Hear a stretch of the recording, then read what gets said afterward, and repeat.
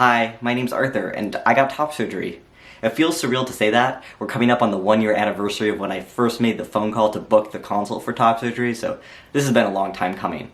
My first surgery date was scheduled for April, cancelled. My second date, scheduled for May, cancelled. And so by the time my July date was rolling around, I just didn't believe it was gonna happen. I put off telling my friends because I didn't want to jinx it, and even as my mom was driving me into the hospital, I was just sure something was gonna happen. We were gonna get into an accident, my surgeon was gonna die, I was gonna develop COVID symptoms in the ride over, and it was all gonna go away, but I woke up from under anesthesia and it was done. Just like that. It's like hard to believe. Even these days I'll be walking into my office and I'll be like, oh my god, I just really hope nothing goes wrong because I need to get top surgery. And then I'll be like, wait, I got top surgery. So that's been great. I've been feeling really happy, content, confident, and honestly kind of hot, which I know is narcissistic to say, but like, wow, this is the body I always wanted to have. I remember when they took the gauze off and the bandages off and I was allowed to take a shower for the first time, and I came out of the shower and went to my mirror, which is over there, and I took my first ever shirtless selfie, well, first post-op, and I was just like, what? What? Like, I get this? I can't believe I get this. This is like everything I always wanted and more. And it's like this feeling of like, what do I do with myself? And the answer is, live life. I have been so happy. And honestly, I've only been like really living post-op for like a couple weeks because I'm only 1 month post-op. But going to parties, going to the office, going to the grocery store, hanging out with friends, doing that all and being post-op, not having to tape my chest, not having to worry about that, just feeling so happy. And me, it's been great. It's like, what do I do with myself? I live my life. It's amazing. So, okay, I know, you want to see my chest, you don't want to hear my ramblings. I have 3 housekeeping notes for you before I show you my chest. I wrote them down on my flashcard. Okay, the first is that I got periareolar top surgery. So, that is not the most common form of top surgery. The most common form of top surgery is double incision top surgery, and that's the surgery where they have to remove skin, and so in doing so they leave those sort of noticeable incision lines. Periareolar top surgery works by cutting around the nipple and pulling out the breast tissue that way. So no skin is removed. And because of that, you have to be quite small in order for you to qualify for periareolar top surgery. So I can put a photo of my pre-op chest here. I was borderline, so I'm about as large as you could have been to qualify for this surgery. So you have to be like an A or a B and have good skin elasticity because the skin has to go back in on its own. Whereas with double incision, they can like really sculpt the skin to like perfectly outline your pecs, and they have a lot of control over that. So for most people, double incision is the best option. I was really excited about peri because I wanted the possibility of maintaining nipple sensation. So that comes with time, and my surgeon said 2 years, which, man, 2 years, a long time, but in the scheme of the rest of my life, that's fine. The reason that peri can maintain nipple sensation is that they don't sever the nipple stalk. So nothing's really changed about my nipple, they've just removed the breast tissue around it. Second housekeeping note is that I don't say the name of my surgeon, which I know is one of the most relevant facts about all this, but I'm trying to maintain some level of privacy, so I don't say the name of my surgeon. And then the third piece of housekeeping is that I got my surgery around a month ago, so that means that everything is still very much in the healing process. I am ecstatic with my results. I love my chest, but it looks a little funky, and it looks a little gnarly. And that is in particular expected with peri, and that was something I mentally prepared for going in with the surgery, is that because they can't remove the skin, your skin has to slowly shrink back over time. It's kind of like when someone loses a ton of weight, that you can see they have like loose skin. And that is in particular true on one side, where I had sort of a modified form of peri on one side, where they cut down a little to remove a little bit of skin. And so that side has a little bit of extra swelling, whatever, it's fine. And also, the other thing that I've done to complicate the cosmetics of my results is that I went to the beach pre-op and I wear trans tape, or I wore trans tape. Trans tape, you know, you just put it here, you pull it back. I have a video somewhere of myself doing that. It left these very prominent tan lines. So now I just look like, I don't know, I've got these patchy tan lines, I've got like a little bit of swelling, I've got some sort of scarring, and like, man, I couldn't be happier. I love my chest. I would see these posts and videos and photos of people talking about like small complications with their surgery or things that they wanted a sort of revision for, and I remember thinking to myself, I think I'll be happy with whatever I get. I think, right? Maybe when I see it, I'll feel differently. No, the answer is I am happy. So I'm gonna show you my chest, and you might see some imperfections, but I personally don't. I love it. So that's that. The grand moment. Okay. First, the good side. Boom. Perfect. This is the side that was a perfect candidate for peri, according to my surgeon. Next, the side that needed some extra love. So, this side, if you can see right here, there was a small incision. Stepping on something. He had to make a small incision here to remove some of the extra skin, and then you can see there's like this little pouch of swelling right here. And so that will go away with time. It's a product of like a little complication I had called a seroma, which I'll talk about in a bit, but he said that it will not affect my long-term results. And you can see, do you see this little stripe here? That stripe is a tan line, so nothing to do with my surgeon or my surgery. Yeah, so this is it. I will flex for you, yeah. I am very excited to be able to go to the gym now. I mean, like, I have a very nerdy body, and I love it. But now I can, for once, actually see my chest and actually see me, and man, it's gonna be great. I'm gonna be on those machines all the time. So, in the moment, I'm only allowed the stationary bike, but I'm patient. Yeah, so that's that. I don't know what else there is. You know, it's 1 month. It's 1 month out, so there's a little bit of sagginess, a little bit of stuff to move around, but I'm content. I think my chest looks awesome. It looks better than I could have expected. Oh, sensation. So, the area is numb because knives and surgery, and yeah, it makes sense. My nerves got upset. So I can show you where I have sensation. I have sensation like all here, because that really wasn't touched, and it's sort of just a ring around my nipple, because they went in through the nipple, and so it's like this area is the numb area here. I'll come closer. Yeah. So this area is numb, but I can feel here, I can feel here, I can feel here, and if I touch my nipple, I don't know, it just feels a little funky, it doesn't feel bad. And then the other side can feel all here, can feel here. I can actually feel in the swelling area like a little bit of pain, but I don't know.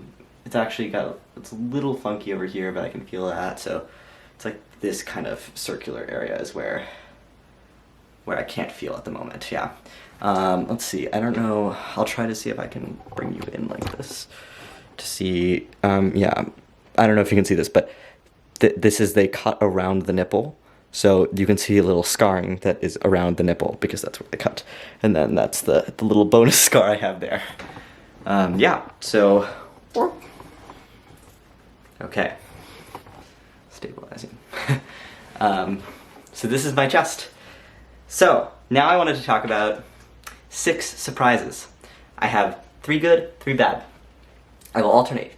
So, bad surprise number 1. I was surprised at how randomly parts of recovery go slowly and how, yeah, out of control that can make you feel. What happens when you come out of top surgery is you don't get to see your chest immediately. You're in this, like, annoying surgical garb thing, which is like a post-op binder. So there's like gauze on top of your nipples, then there's bandages and like a compression wrap and spongy foam things, and then you have these drains, and you're just really covered up. So you don't have any good sense that you actually had top surgery. And so a part of early recovery is the drains, which you can see the little marks for.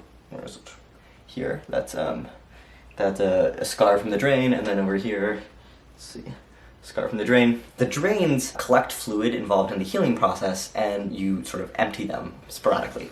I was told that I would get my drains out at 1 week post-op, and that was like in my surgical packet and everything. And it did have the clause of, like, provided the amount of fluid produced in the past 24 hours is below a certain threshold. I had just assumed because I was feeling great, I didn't need any of the prescription pain meds, I just needed Tylenol, I was able to walk around immediately, I was like, I'm healing fantastically, like, I'm ready to go back to work. But I wasn't in pain, but the healing was going slowly.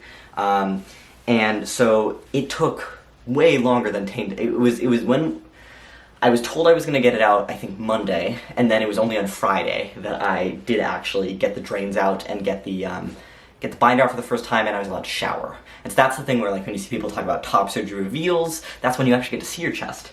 So that was actually really hard for me, having to get pushed, because it got pushed each day. I would call the nurse, I would tell them the amount of fluid, and they would say, let's wait one more day. I'd call them, I'd tell them the amount of fluid, they'd say, let's wait one more day. And I was really eager to get back to work. I had meetings booked, which was a little foolish for me. I had to go to get my monkeypox shot in my, like, surgical garb, because that was the only option. So that was just hard. It definitely made me feel a little bit antsy. I didn't realize that each part of recovery, you get like a benchmark amount of time that something will take, and it can get pushed longer. So also, after you get the drains out, they still have you wear the compression garment, but you don't have these like itchy drains, and you can take a shower, and that's really nice. And I was told that I would get to stop wearing the compression garment at week 2, but I had to wear it through week 3, so that was really annoying, because I'd swapped to entirely wearing trans tape up until surgery, so I wasn't wearing binders at all, and so it was so weird to get out of surgery and then be thrown back into a binder for the first time in months. And so I was actually wearing baggier clothing post-op than I had pre-op, and it was annoying that I had to wait like a 3rd week before I could just wear, you know, normal tight-fitting shirts. Okay, so that was one surprising bad thing, was just about recovery randomly going slowly at various points. A surprising good thing is that this one just blew my mind.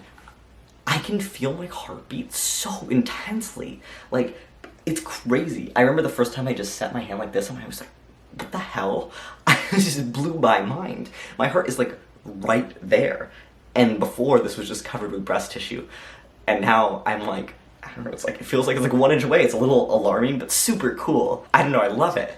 I love it. I love feeling my chest. So that's a surprising good thing. Second surprising bad thing was that you're not really allowed to walk. I couldn't believe that. I was like, walking? That doesn't use my arms. Please. And I felt great, so I was like, immediately, like 3 days post-op, I was like, hey, let's go on an hour-long walk. I wanted to be doing something, and that was like the only thing I could do. I couldn't carry things, I couldn't go into my office, I couldn't do chores, but I was like, at least I can go on long walks. I get to my post-op appointment, and I'm told that no, walking uses arms because duh, you go like this. And that gesture, I guess, is hard for the healing, because what's happening is that they remove breast tissue, and now the skin has to adhere to the chest wall. And so if you move your arms a bunch, it makes it so the skin is having a hard time adhering to the chest wall. And so even though it's not an invasive, like, activity, you're not supposed to go on, like, hour-long walks after surgery. So that was sad, and not being able to, like, be active was really hard for me. A good thing that was surprising, I just didn't appreciate that, like, you can see, like, nipples through shirts, which, I know, it's a weird comment, but, and not really with this shirt, honestly, but, there it is, yeah. Because I wore trans tape pre-op, I was able to wear similar kinds of shirts to what I wear nowadays, like button-downs, I could, like, wear them open, all of that, but I hadn't appreciated that shirts would really fit me differently, even if I could wear them. And so before, there was no way you could see nipples, because I would have the trans tape pull my chest back. And now you can, and it's just like I'm aware of the fact that nothing is between my shirt and my skin. Like, I'm just really in my clothing, I'm not hiding anything, I'm not having to bind anything, and I can really tell that, which is cool. Because trans tape had felt really freeing, and so I was like, will there be like a big difference? Yes. Big difference, definitely. Not just in that I don't have to do it in the routine, but I just feel more, like, present, and I love that kind of thing. Third and final bad thing, I did not know about how common seromas were. So I had this complication that's called seroma. What that is it's when fluid builds up between, like, the skin and the chest wall in the healing process. Might be due to my walking. So my surgeon told me, I was really alarmed when I saw this fluid pocket building. I'm gonna put a photo of the pocket here, and you can see how angles really are everything, so I like to think that I chose maybe somewhat flattering angle here, but like, I was sending that to my surgeons, and I was like, whoa. I was alarmed when I was building. They had me come in, and then they drained it with a needle. So what happened is they put the needle into my skin and just pulled it out, and pulled the fluid out. And I was like, is everything gonna be okay? Like, I loved my chest so much when I saw it for the first time. Like, is this gonna impact my results? And my surgeon was like, no, it happens to like half of the people who get peri. It's the one major con to the peri, like, incision type. And I was like, what? I had no idea that this was the one major con to the peri incision type. I thought there were other major cons, like you can't contour as well, and you have to wait a long time for the skin to shrink back in, but I had no idea about seromas. Just knowing that he said that half of people need to have a seroma drained, at least in his practice, when they get peri.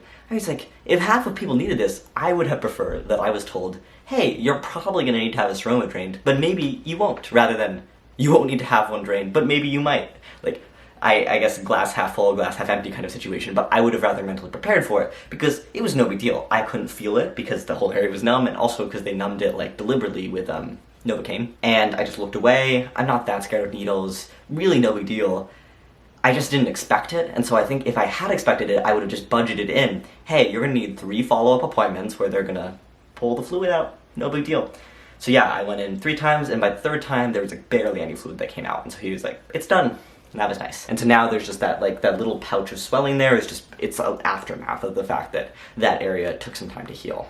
So having seroma was really no big deal. It was just scary and concerning. The final comment is like, how do you know what is a seroma? It's when you tap the skin and it moves like a waterbed, which was what my nurse told me, and then it was incredibly obvious when it was happening to me. I was like, I did not know what that meant, and then I tapped an area, and it was like a waterbed. So if you are getting top surgery and you notice that, you should just update your medical team. Third and final good thing.